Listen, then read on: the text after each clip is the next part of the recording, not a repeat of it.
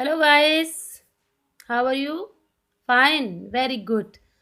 I am Purti Bairagi, Hindi teacher.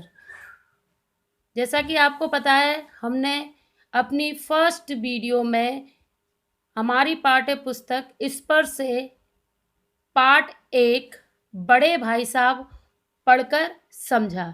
अब हम अपनी सेकंड वीडियो में उससे जुड़े प्रश्नोत्तर पढ़कर समझेंगे। Okay, you are ready?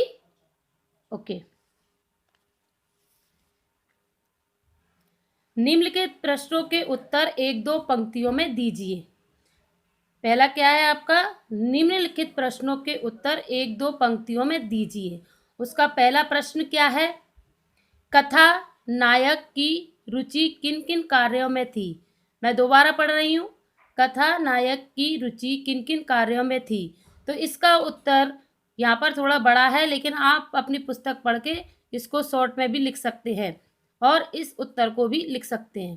कथा नायक की रुचि खेल कूद, मैदानों की सुखद हरियाली, हवा के हल्के हल्के झोंके, फुटबॉल की उछल कूद, वॉलीबॉल की फुर्ती और पतंगबाजी, कागज की तितलियां उड़ाना, चार दीवारी पर चढ़कर नीचे कूदना, फाटक पर सवार होकर उसे आगे पीछे चलाना आदि कार्यों में थी। तो ये था आपके प्रश्न नंबर 1 का उत्तर।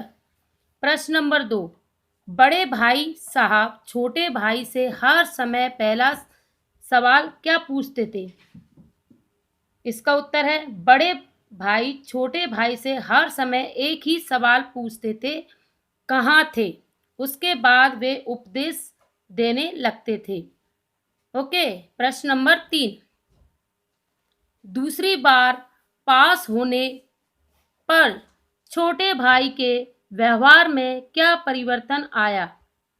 इसका उत्तर है, दूसरी बार पास होने पर छोटे भाई के व्यवहार में यह परिवर्तन आया कि वह स्वच्छंद और घमंडी हो गया। वह यह सोचने लगा कि अब पढ़े या ना पढ़े, वह पास तो हो ही जाएगा। वह बड़े भाई की सहनशीलता का अनुचित लाभ उठाकर अपना अधिक समय खेल कूद में लगाने लगा। ये था आपका प्रश्न नंबर 3 का उत्तर। ओके। प्रश्न नंबर 4, बड़े भाई साहब छोटे भाई से उम्र में कितने बड़े थे और वे कौन सी कक्षा में पढ़ते थे? तो इसका उत्तर है, बड़े भाई साहब लेखक से उम्र में 5 साल बड़े थे। वे 9वीं कक्षा में पढ़ते थे। प्रश्न नंबर 5, बड़े भाई साहब दिमाग को आराम देने के लिए क्या क्या करते थे? इसका उत्तर इस प्रकार है, बड़े भाई साहब दिमाग को आराम देने के लिए कभी कॉपी पर वे कभी किताब के हाशियों पर चिड़ियों, कुत्तों, बिल्लियों के चित्र बनाते थे। कभी कभी वे एक शब्द या वाक्य को अनेक बार लिख डालते। कभी एक शेर शायरी की बार बार सुंदर अक्षरों में नकल करते। कभी ऐसी शब्द रचना करते जो निरर्थक होती। कभी किसी आदमी को चेहरा बनाते। ये बड़े भाई साहब क्या करते थे? अपने दिमाग को आराम देने के लिए ये सब काम करते थे। तो ये थे आपके निम्नलिखित प्रश्नों के एक दो पंक्तियों में। तो आप इनको मौखिक तौर पर भी याद कर सकते हैं और अपनी नोट कॉपी में भी लिख सकते हैं। चलिए अब हम आगे बढ़ते हैं। ओके। अब निम्नलिखित प्रश्नों के उत्तर 25 से 30 शब्दों में लिखिए। आपके इसमें क्या दे रखा है? निम्नलिखित प्रश्नों के उत्तर 25 से 30 शब्दों में लिखिए। तो यहाँ पर हम 25 से 30 शब्दों के अंतर में उत्तर लिखेंगे। आपके शायद 35 शब्दों में भी हो सकता है और 20 शब्दों में भी उत्तर होगा, तो कोई दिक्कत नहीं है। कोशिश ये करना है कि हमें पाठ्य पुस्तक पढ़कर 25 से 30 शब्दों में ही उत्तर देना है। ठीक है, तो हम पहला प्रश्न पढ़ते हैं। छोटे भाई ने अपनी पढ़ाई का टाइम टेबल बनाते समय क्या क्या सोचा और फिर उसका पालन क्यों नहीं कर पाया? इसका उत्तर इस प्रकार है, छोटे भाई ने अधिक मन लगाकर पढ़ने का निश्चय कर टाइम टेबल बनाया, जिसमें खेल कूद के लिए कोई स्थान नहीं था। पढ़ाई का टाइम टेबल बनाते समय उसने यह सोचा कि टाइम टेबल बना लेना एक बात है और बनाए गए टाइम टेबल पर अमल करना दूसरी बात है।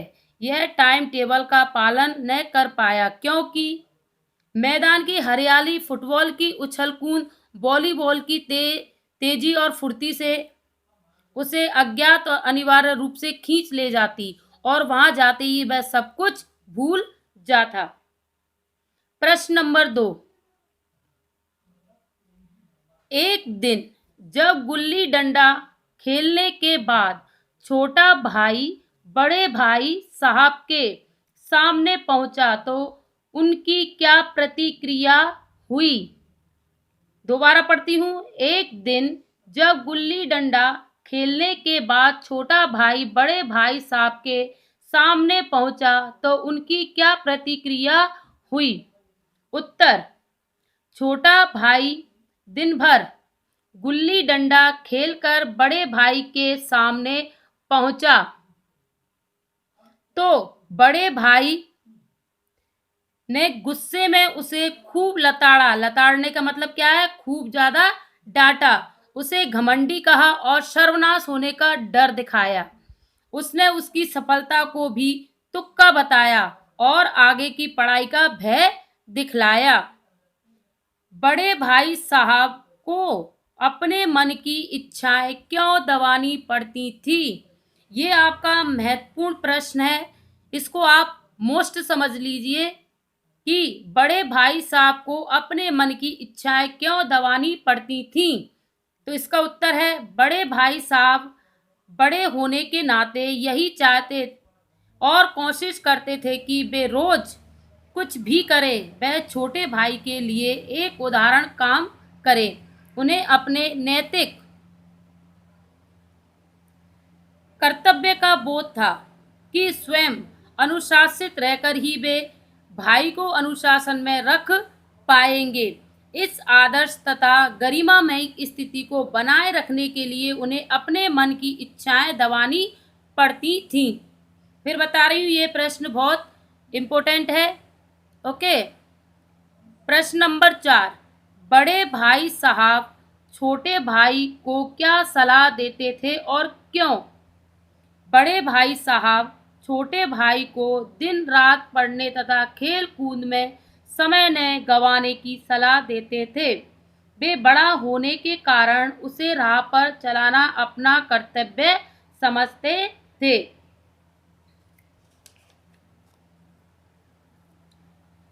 प्रश्न नंबर 5। छोटे भाई ने बड़े भाई साहब के नरम व्यवहार का क्या फायदा उठाया? दोबारा पढ़ती हूँ। छोटे भाई ने बड़े भाई साहब के नरम व्यवहार का क्या फायदा उठाया? इसका उत्तर इस प्रकार है। छोटे भाई यानी लेखक।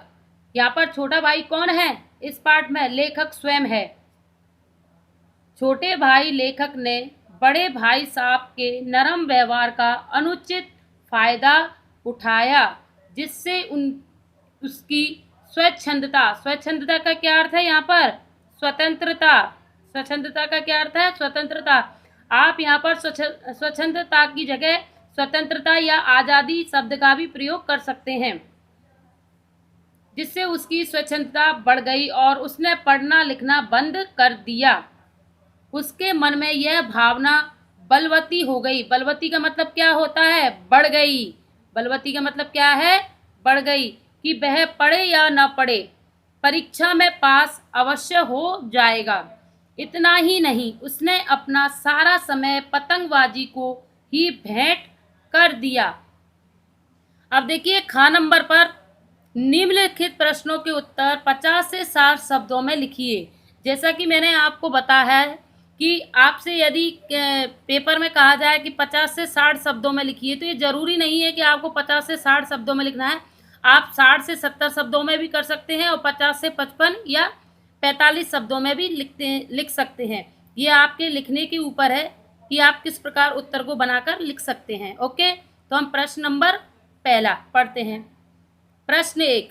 बड़े भाई की डांट फटकार अगर ना मिलती तो क्या छोटा भाई कक्षा में अव्वल आता, अपने विचार प्रकट कीजिए। यहाँ पर प्रश्न में क्या पूछा गया है? आपके स्वयं के विचार पूछे गए हैं। किसके विचार पूछे गए हैं? स्वयं के।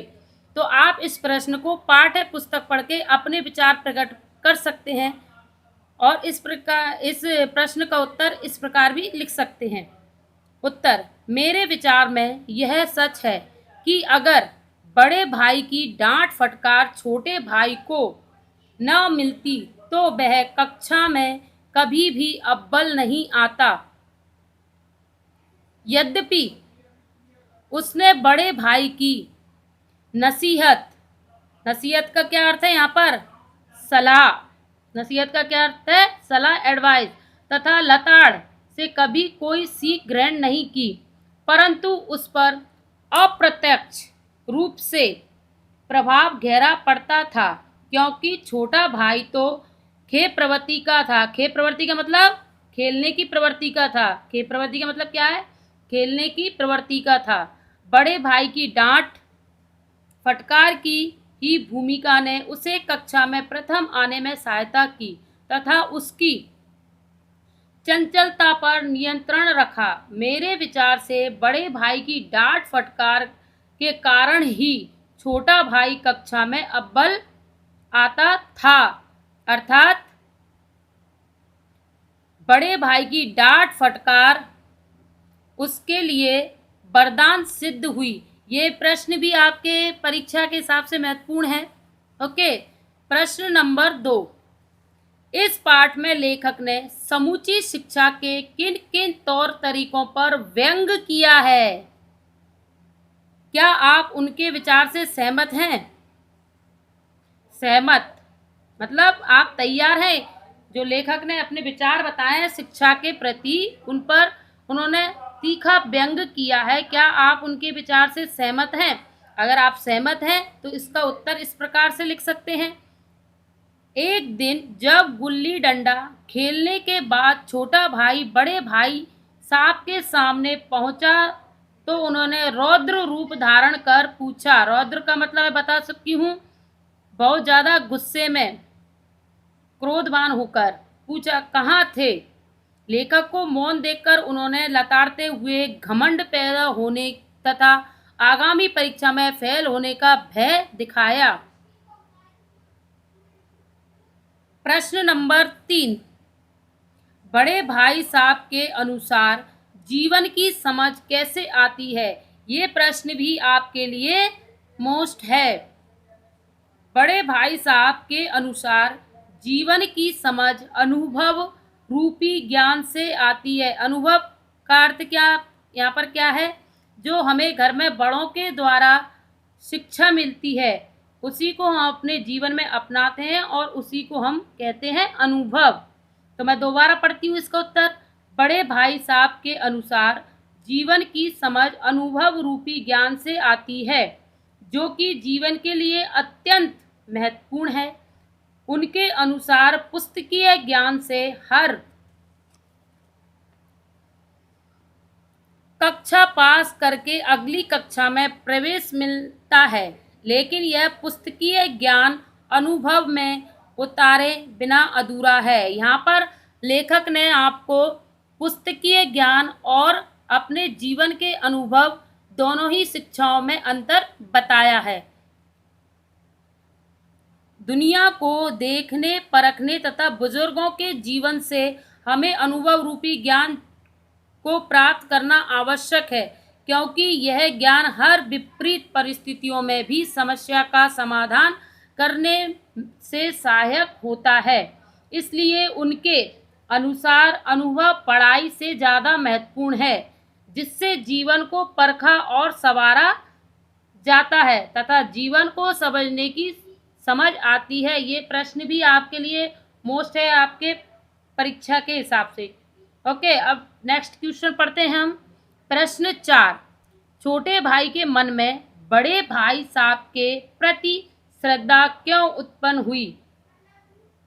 उत्तर, बड़े भाई साहब छोटे भाई को, आप पॉइंट बनाकर लिख सकते हैं। पॉइंट 1, खेल कूद में समय न गवाकर पढ़ने की सलाह देते थे।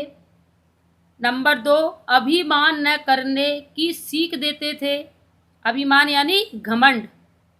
3, अपनी बात मानने की सलाह देते थे। वे बड़ा होने के कारण ऐसा करना अपना कर्तव्य समझते थे। प्रश्न नंबर 4, बड़े भाई की स्वभावगत विशेषताएं बताइए। यानी बड़े भाई साहब की आपको विशेषताएं, उनके स्वभाव की क्या क्या विशेषताएं थी। तो जब हमने पाठ पढ़ना, पहली वीडियो में पाठ पढ़ना जब शुरू किया था, तो उनकी के स्वभाव की कुछ विशेषताएं मैंने भी आपको बताई थी। तो उनको ध्यान में रखकर भी आप उत्तर लिख सकते हैं और इस प्रकार भी उत्तर लिख सकते हैं। उत्तर, बड़े भाई की स्वभावगत विशेषताएं निम्नलिखित हैं। 1, बड़ा भाई बड़ा ही परिश्रमी था। वह दिन रात पढ़ाई में ही जुटा रहता था, इसलिए खेल कूद, क्रिकेट मैच आदि में उसकी कोई रुचि नहीं थी। 2, वह बार बार फेल होने के बावजूद पढ़ाई में ही लीन रहता था। 3, बड़ा भाई उपदेश की कला में बहुत माहिर था। जब वह छोटे भाई को उपदेश देता था ना, आगे बढ़, जीवन में आगे कैसे बढ़ना है, इसकी हमेशा उसे सीख देता रहता था। तो यहाँ पर उपदेश के माध्यम से सीख के बारे में बताया गया है। इसलिए वह अपने छोटे भाई को उपदेश ही देता रहता, क्योंकि वह अपने छोटे भाई को एक नेक इंसान बनाना चाहता था। नंबर 4, वह अनुशासन प्रिय, सिद्धांत प्रिय, आत्मनियंत्रण करना जानता था। वह आदर्शवादी बनकर छोटे भाई के सामने एक उदाहरण प्रस्तुत करना चाहता है। 5, बड़ा भाई अपने छोटे भाई से 5 साल बड़ा है, इसलिए वह अपने अनुभव रूपी ज्ञान को छोटे भाई को भी देता है। प्रश्न नंबर 6, बड़े भाई साहब ने जिंदगी के अनुभव और किताबी ज्ञान में से किसे और क्यों महत्व दिया है। ये प्रश्न भी आपके लिए मोस्ट है। उत्तर, बड़े भाई साहब ने जिंदगी के अनुभव और किताबी ज्ञान में से जिंदगी के अनुभव को अधिक महत्वपूर्ण माना है। उनका मत था कि किताबी ज्ञान तो रट्टा मारने का नाम है, उसमें ऐसी ऐसी बातें हैं जिनका जीवन से कुछ लेना देना नहीं। इससे बुद्धि का विकास और जीवन की सही समझ विकसित नहीं हो पाती है। इसके विपरीत अनुभव से जीवन की सही समझ विकसित होती है। इसी अनुभव से जीवन के सुख दुख से सरलता से पार पाया जाता है। घर का खर्च चलाना और घर के प्रबंध करने हो या बीमारी का संकट हो, वही उम्र और अनुभव ही इसमें व्यक्ति की मदद करते हैं। यहाँ पर उम्र और अनुभव को महत्व दिया गया है, यानी किताबी ज्ञान से ज़्यादा इसमें उम्र के द्वारा जो अनुभव प्राप्त होता है उसी को ज़्यादा महत्व दिया है लेखक ने। तो ये प्रश्न भी आपके लिए मोस्ट है। प्रश्न नंबर 7, बताइए पाठ के किन अंशों से पता चलता है कि। नंबर 1 प्रश्न, छोटा भाई अपने भाई साहब का आदर करता था। नंबर 2, भाई साहब को जिंदगी का अच्छा अनुभव है। नंबर 3, भाई साहब के भीतर भी एक बच्चा है। नंबर 4, भाई साहब छोटे भाई का भला चाहते थे। ये चारों प्रश्न हैं, इनके उत्तर हम एक एक करके लिखेंगे। तो प्रश्न 1 का उत्तर ये है, छोटे भाई का मानना है कि बड़े भाई को उसे डांटने डपटने का पूरा अधिकार है, क्योंकि वे उससे बड़े हैं। छोटे भाई की शालीनता व सभ्यता इसी में थी कि वह उनके आदेश को कानून की तरह माने, अर्थात पूरी सावधानी व सतर्कता से उनकी बात का पालन करे। प्रश्न नंबर 2, भाई साहब को जिंदगी का अच्छा अनुभव है। तो इसका उत्तर इस प्रकार है, भाई साहब ने छोटे से कहा कि मुझे जीवन का तुमसे अधिक अनुभव है। समझ किताबी ज्ञान से नहीं आती, अपितु दुनिया के अनुभव से आती है। जिस प्रकार अम्मा व दादा पढ़े लिखे नहीं है, फिर भी उन्हें संसार का अनुभव हमसे अधिक है। बड़े भाई ने कहा कि यदि मैं आज अस्वस्थ हो जाऊं तो तुम भली प्रकार मेरी देखरेख नहीं कर सकते। यदि दादा हो तो वे स्थिति को संभाल लेंगे। तुम अपने हेडमास्टर को देखो, उनके पास अनेक डिग्रियां हैं, उनके घर का इंतजाम उनकी बूढ़ी माँ करती है। इन सब उदाहरणों से स्पष्ट होता है कि भाई साहब को जिंदगी का सच्चा अनुभव था। 3, भाई साहब ने छोटे भाई से कहा कि मैं तुमको पतंग उड़ाने की मनाही नहीं करता। सच तो यह है कि पतंग उड़ाने की मेरी भी इच्छा होती है। बड़े भाई साहब अपने होने के नाते अपनी भावनाओं को दबा जाते हैं। एक दिन भाई साहब के ऊपर से पतंग गुजरी। भाई साहब ने अपनी लंबाई का लाभ उठाया। वे उछलकर पतंग की डोर पकड़कर हॉस्टल की ओर दौड़कर आ रहे थे। छोटा भाई भी उनके पीछे पीछे दौड़ रहा था। इन सभी बातों से यह सिद्ध होता है कि बड़े भाई साहब के भीतर भी एक बच्चा है जो अनुकूल वातावरण पाकर उभर उठता है। 4, बड़े भाई साहब द्वारा छोटे भाई को यह समझना कि किताबी ज्ञान होना एक बात है और जीवन का अनुभव दूसरी बात। तुम पढ़ाई में परीक्षा पास करके मेरे पास आ गए हो, लेकिन यह याद रखो कि मैं तुमसे बड़ा हूँ और तुम मुझसे छोटे हो। मैं तुम्हें गलत रास्ते पर रखने के लिए थप्पड़ का डर दिखा सकता हूँ या थप्पड़ मार भी सकता हूँ, अर्थात तुम्हें डांटने का हक है। तो ये थे बच्चों आपकी पाठ्य पुस्तक स्पर्श भाग 2 पार्ट 1 बड़े भाई साहब से कुछ महत्वपूर्ण प्रश्न, आपकी पाठ्य पुस्तक के कुछ महत्वपूर्ण प्रश्नोत्तर जो मैंने आपको रिटर्न में और ओरल दोनों तरीके से समझा दिए। आपका होमवर्क ये है कि आप अपनी पाठ्य पुस्तक में जो शब्दार्थ दिए गए हैं उनको याद करना है और आपकी बुक में जो कुछ और एक्सरसाइज दी गई हैं उनको सेल्फ स्टडी में करना है। इन प्रश्नोत्तरों को आप अपनी सुंदर राइटिंग में फेयर कॉपी में करना है। ओके, तो ये आपका होमवर्क था और आपका बड़े भाई साहब पार्ट पूरी तरह समाप्त हो चुका है। Thank you.